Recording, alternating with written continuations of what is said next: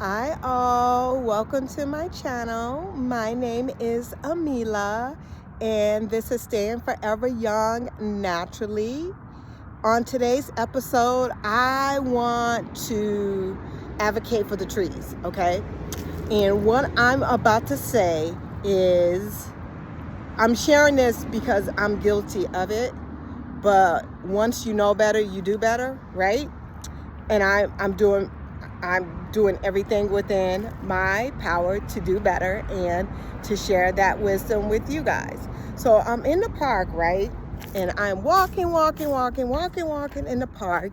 And throughout the park, there's trees placed like sporadically all through the park, everywhere, right? But they're just like, they spaced out so they can have enough room for each other.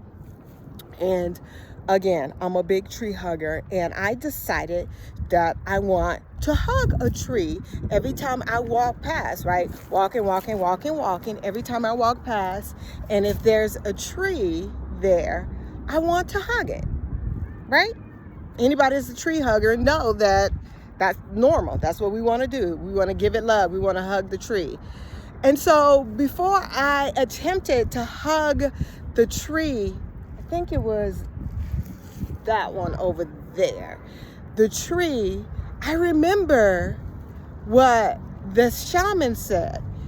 He said, before you just rush in to touch a tree, be respectful of that tree's energy.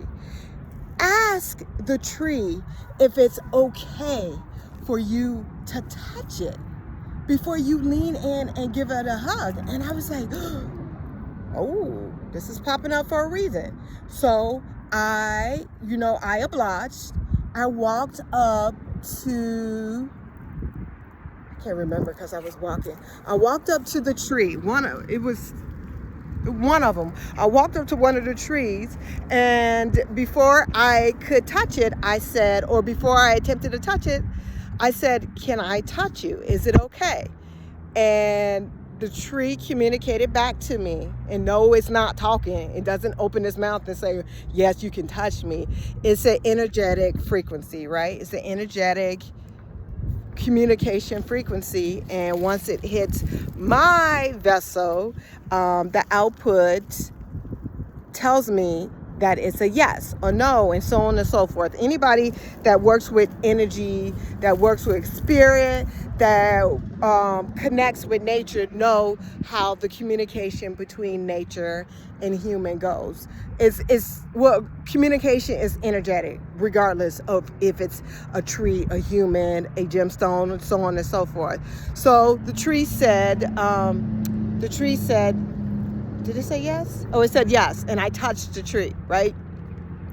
And then I kept walking right on. And the next tree that I came across was this tree over here. And so I said, can I touch you? And the tree said yes. And so when I leaned in to touch the tree, I felt so much love.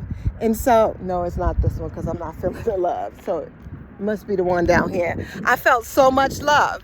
And so because I felt so much love, I reached in and gave it a hug. And it was so warm, so inviting. And I was just like, oh my God, I feel your love. I love you.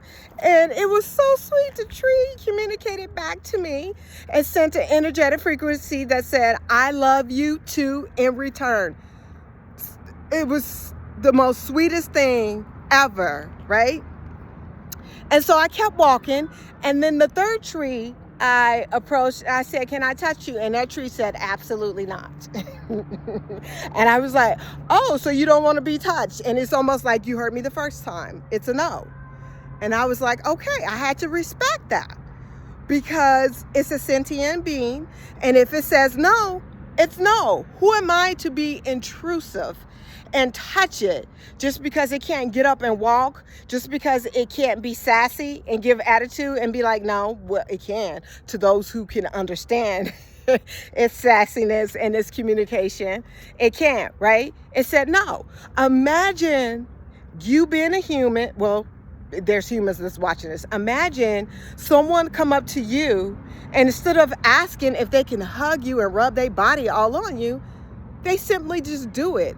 How would that make you feel? Now, I'm not saying trees and humans are the same, but what I'm saying is there needs to be a fundamental spiritual respect when it comes between human and nature, because we've been so disconnected for so long. And that's the reason why we're in the state that we're in now. Once we become more connected with each other and show that just simple respect, the interconnection and the growth and the elevation and vibration is going to just, I believe, elevate more and more, right? So just remember, the next time you're taking a walk in the park, or you're just anywhere that you see a big beautiful tree, or a tree period, and you're a tree hugger, you want to hug that tree, just simply ask.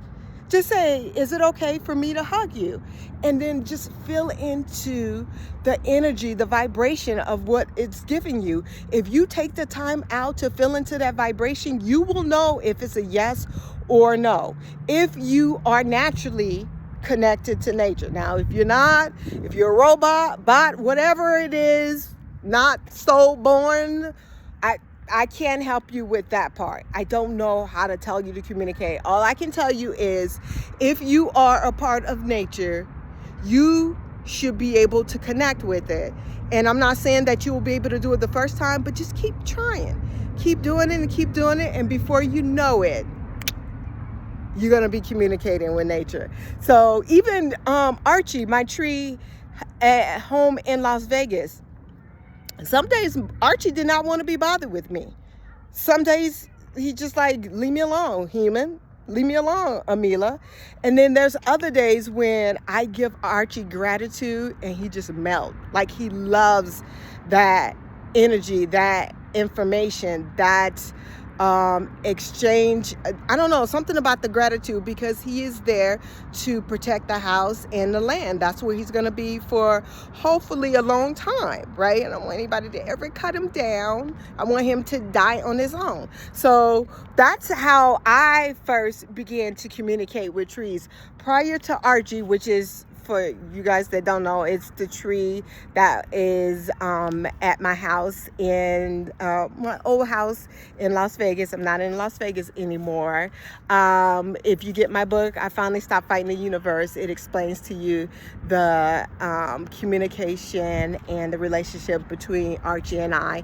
And that's how I learned how to communicate with trees. It's not something